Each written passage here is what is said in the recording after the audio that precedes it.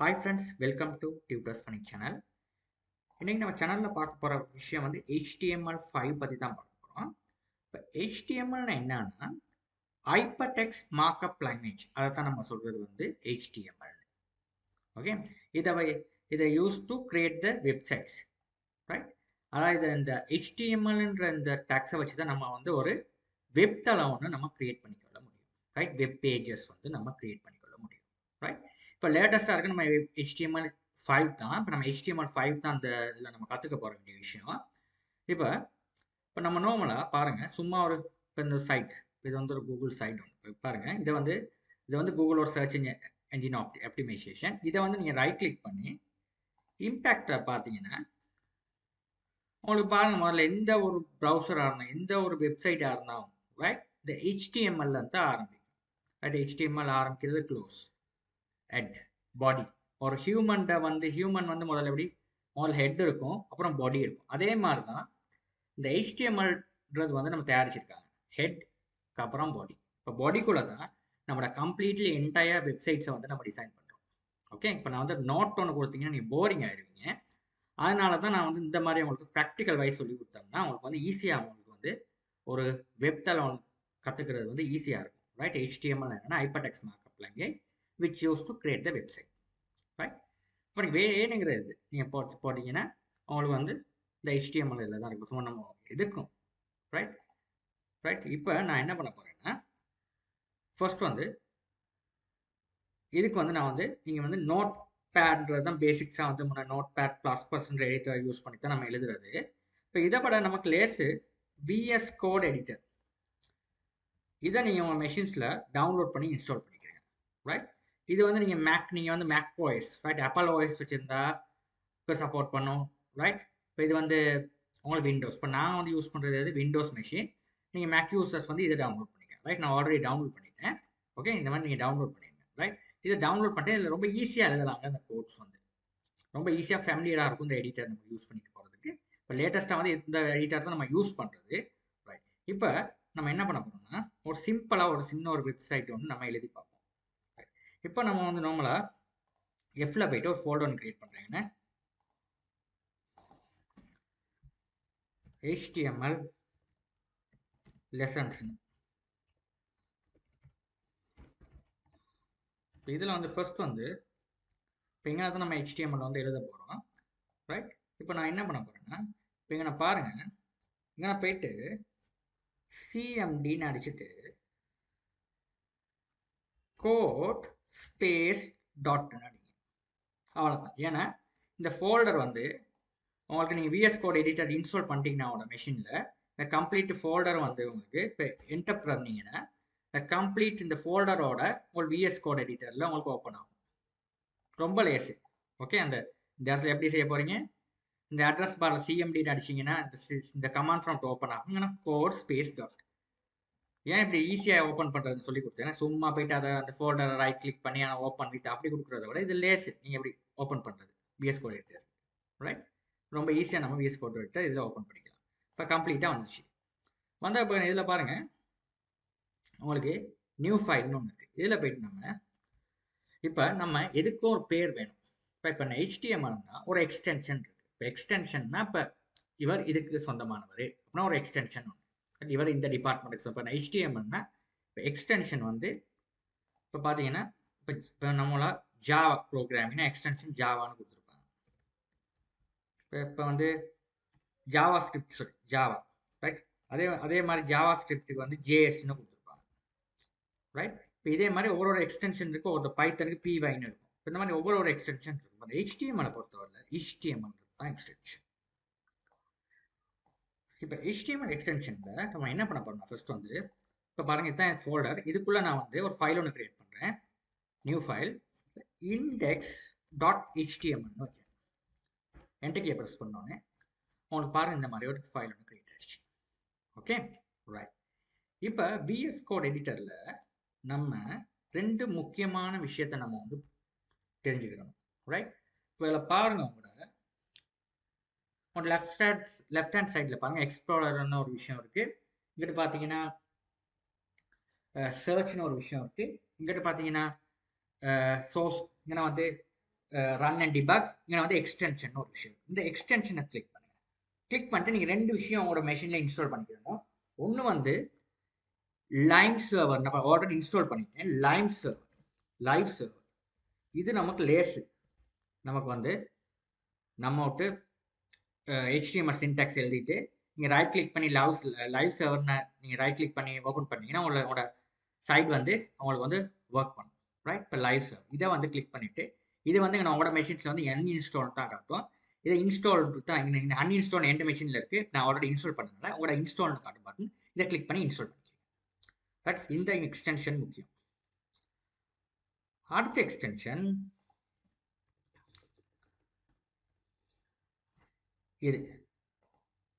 இதை நீங்கள் டைப் பண்ணுங்க எக்ஸ்டென்ஷனில் ப்ராக்டிஸ்ட். இந்த எக்ஸ்டென்ஷன் இது வந்து கோடை வந்து நமக்கு ஃபார்மேட் பண்ணுறதுக்கு ஈஸியாக உங்களுக்கு வந்து ஒரு ப்ரொஃபஷனலாக காட்டுறதுக்கு உதவும். கோட் ஃபார்மேட் இதை நான் இன்ஸ்டால் தான் காட்டுவோம் பட்டன். இதை கிளிக் பண்ணால் இந்த எக்ஸ்டென்ஷனை உங்களோட மெஷினில் வந்து இன்ஸ்டால் ஆகிடும். இது ரெண்டும் ரொம்ப முக்கியம். நீங்கள் இந்த எக்ஸ்டென்ஷன் ரெண்டையும் இன்ஸ்டால் பண்ணிக்கிறீங்க. ஓகே, இப்போ நீங்கள் எக்ஸ்டென்ஷன் இன்ஸ்டால் பண்ணதுக்கப்புறம் பாருங்கள், இந்த லைவ் கோ லைவ்னு ஒன்று வந்து கோ லைவ். நீங்கள் கோடை எழுதி முடிச்சுட்டு இதை கிளிக் பண்ணால் அது லைவ் உங்களுக்கு வந்து காட்டும். ஓகே ரைட், இதை வந்து இந்த எக்ஸ்டென்ஷனை ஒர்க் பண்ணுது. ரைட், இப்போ நான் என்ன பண்ண போகிறேன்னா, இங்கே நான் வந்து HTML நம்ம எப்படி எழுதுவோம்னா நார்மலாக HTML நான் எழுதி ஃபஸ்ட் காட்டுறேன். அப்புறம் நான் ஈஸியாக எப்படி எழுதுறதுன்றதையும் காட்டுறேன். இப்போ HTML எழுதுனா HTML எழுதுனே பாருங்கள், க்ளோஸ் டேக் வருது. அடுத்து வந்து ஹெட்டு கீழே என்னது பாடி, HTML கீழே ஹெட் வருது. ஹெட்டை க்ளோஸ் பண்ணுற நேரமே பாருங்கள் அடப்பு க்ளோசிங் டேக் வருது. அதுக்கப்புறம் என்ன இருக்குது பாடி. அந்த மாதிரி பாடி எழுதிட்டு பாடியும் க்ளோஸ் பண்ணுங்கள், பாடி டேக் வருது. இவ்வளோ தாங்க HTML டேக்ஸ். இதுதான் ஸ்ட்ரக்சர். இப்படி தான் ஒரு HTML இருக்குது.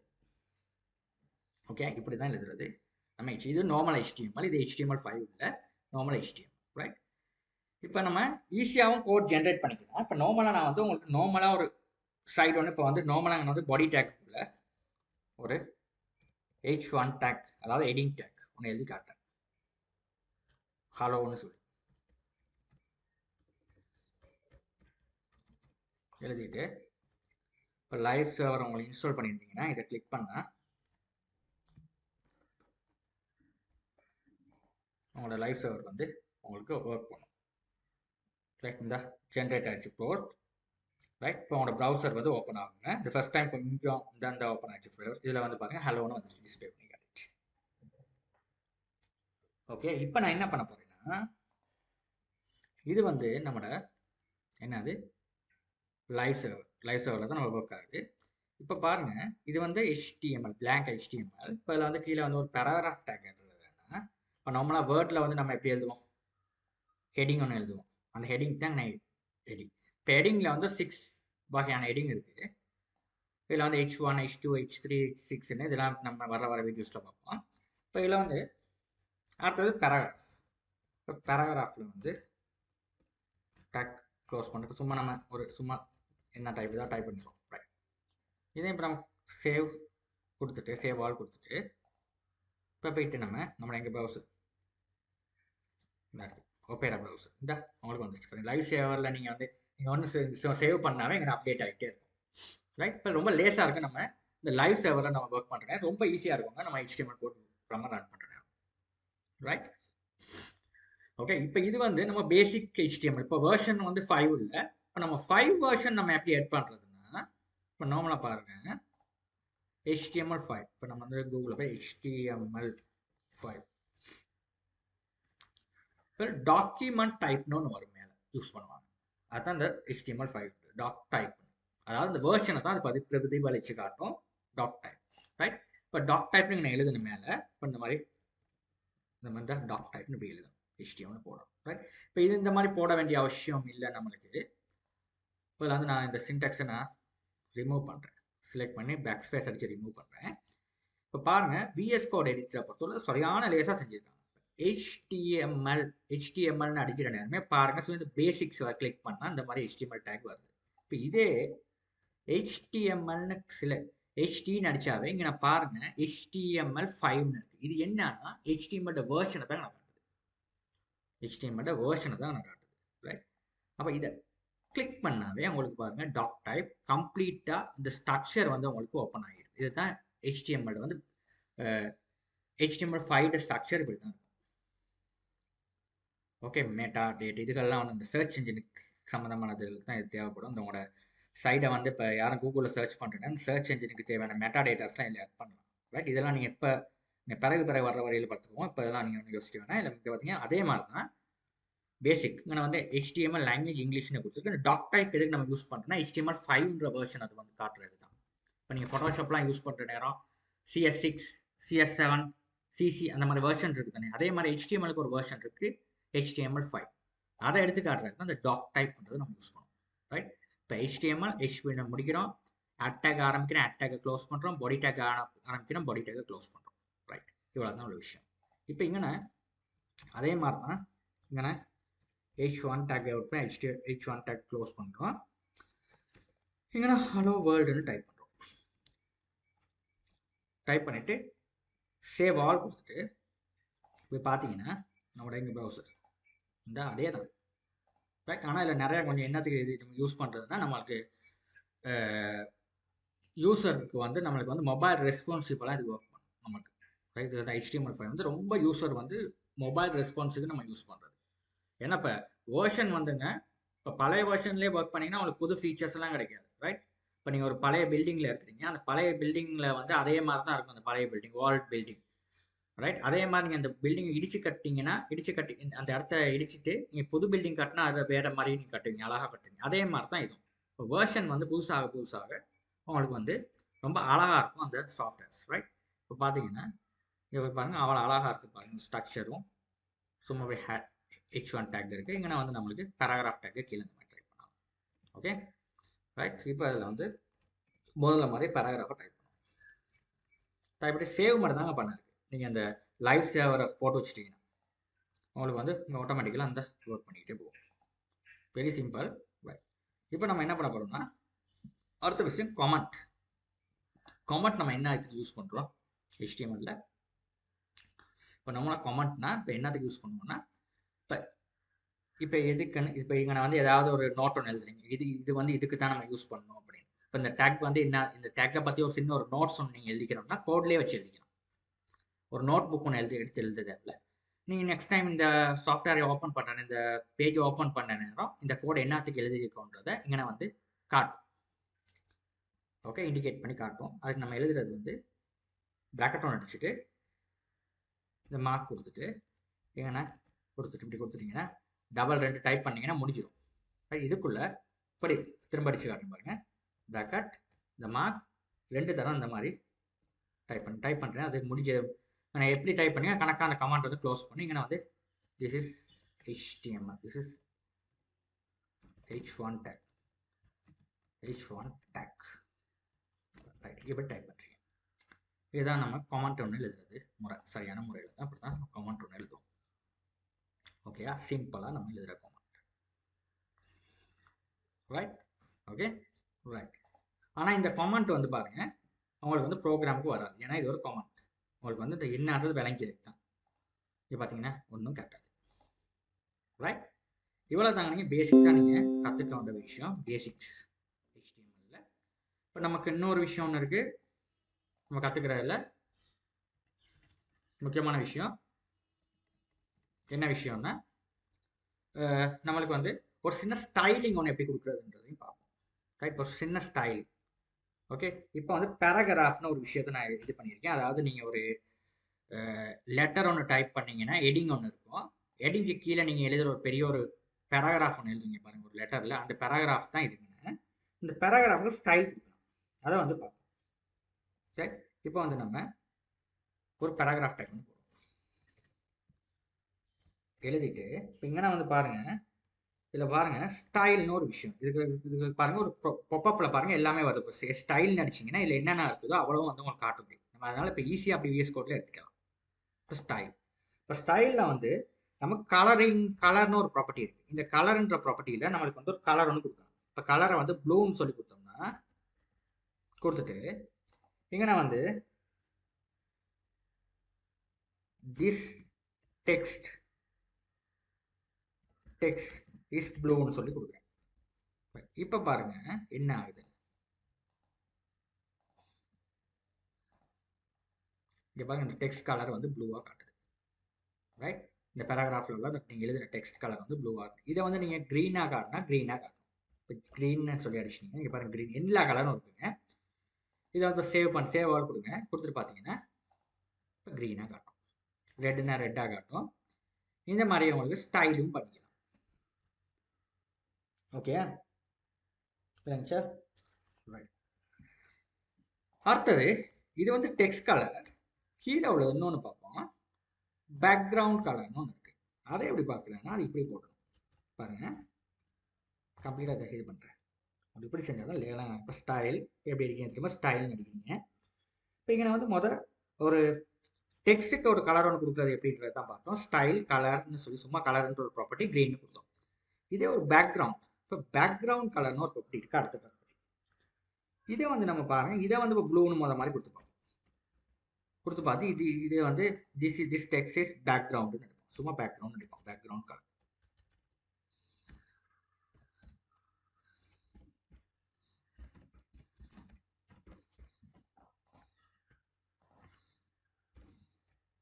கண்ட்ரோல் எஸ் அடிச்சு சேவ் பண்ணுங்க ஷார்ட்கட் கீழே. இப்போ போய்ட்டு பார்த்தீங்கன்னா என்கிட்ட அந்த பேக்ரவுண்ட் கலரில் வந்து கலர்னா இந்த டெக்ஸ்ட் வந்து எந்த பெருமானத்தில் இருக்குதோ அதில் வந்து அது ஃபுல்லாக பேக்ரவுண்ட் கலரில் ப்ளூ வந்து காட்டுது. இதே ரெட்டுக்கு மாற்றினா ரெட்டாக ஆகும். ஓகே, இந்த பார்த்தீங்கன்னா இது ரெட்டுன்னு காட்டினா ரெட்டாக ஆகும். ரெட் அடிச்சிங்கன்னா கண்ட்ரோல் எஸ் சேவ் பண்ணி பார்த்தீங்கன்னா ரெட்டாக ஆகும். Right, okay right. இப்போ அடுத்து நம்ம பார்க்க வேண்டிய விஷயம் வந்து அடுத்தது ஃபாண்ட் சைஸை பார்ப்போம். இது முக்கியமான விஷயம். இந்த ஃபாண்ட் சைஸ் சம்மந்தமாக நம்ம நிறைய பார்ப்போங்க. ஒன்று யோசிக்கணும். நம்ம பேசிக்காக பார்க்கணும் பார்ப்போம். Size, font size. இது வந்து நம்ம இனி வர வீடியோஸில் கொஞ்சம் டீப்பாக பார்ப்போம். ஃபாண்ட் சைஸ்ன்னு சொல்லி கொடுத்துட்டு இங்கே பாருங்க ஒரு சைஸ் இருக்கு. ஸ்டைல் இங்கே வந்து பேசிக்காக வந்து ஸ்டைலில் போயிட்டு இதில் பாருங்க. இப்போ என்ன நம்ம எப்படி டைப் பண்ண போகிறோம்னு பாருங்கள். ஃபாண்ட் சைஸ் வந்து இப்போ ஃபாண்ட் சைஸை வந்து இப்போ டிஃப்ரெண்ட்டாக அதை செய்யலாம். அதில் வந்து இன்னொரு ப்ராப்பர்ட்டி இருக்குது, ஃபாண்ட் சைஸ்ன்னு சொல்லி ஒரு ப்ராப்பர்ட்டி இருக்குது. இதை வந்து 1ன்னு கொடுத்துட்டு REMன்னு கொடுத்துட்டு பாருங்கள் சைஸ் எப்படி இருக்குன்னு சொல்லி சேவ் ஆல் கொடுத்துட்டு இப்போ ஒர்க் பண்ணிங்கன்னா இப்போ இந்த சைஸில் வரும். இதே நீங்கள் REM5ன்னு கொடுத்து பாருங்கள் எப்படி வேலை செய்யுதுன்னு. கண்ட்ரோல் எஸ் அடி சேவ் பண்ணிவிட்டு கொஞ்சம் பெருசாக இருக்குது. இப்போ இந்த ஃபாண்ட் டைம் வந்து நம்மளுக்கு தேவையான அளவில் சைஸ் பண்ணி காட்டும். இப்போ 2ன்னு கொடுத்துட்டு கண்ட்ரோல் எஸ் அடி சேவ் பண்ணிட்டு பார்த்தீங்கன்னா 2க்கான ஸ்டைலை காட்டும். இப்போ இது வந்து பேசிக்காக நான் சொல்லி கொடுத்த சில விஷயங்கள். ரைட், இப்போ வந்து ஒரு பேராகிராஃப்க்கு நம்ம ஸ்டைல்ஸ் அப்ளை பண்ணலாம். இந்த டேக் உள்ளுக்கு ஸ்டைல்னு சொல்லி இது ரொம்ப பேசிக்ஸ். ரைட், இப்போ colouring phone style colour green இந்த பேராகிராஃப்க்கு ஒரு இதை பேக்ரவுண்ட் கலர் கொடுத்தோம். அடுத்த ஃபாண்ட் சைஸை கொடுத்தோம். இப்போ இந்த இதெல்லாம் வந்து நம்ம டீப்பாக பார்க்கல, ஒரு பேசிக்ஸ் வந்து நான் கொடுத்துருக்கேன். Right, okay. இன்னைக்கான வீடியோ வந்து அவ்வளோதாங்க. இப்போ HTML வந்து நம்ம வந்து நெக்ஸ்ட் வீடியோவில் வந்து நம்ம கொஞ்சம் டீப்பாக பார்ப்போம். தேங்க்யூ ஃபார் வாட்சிங்.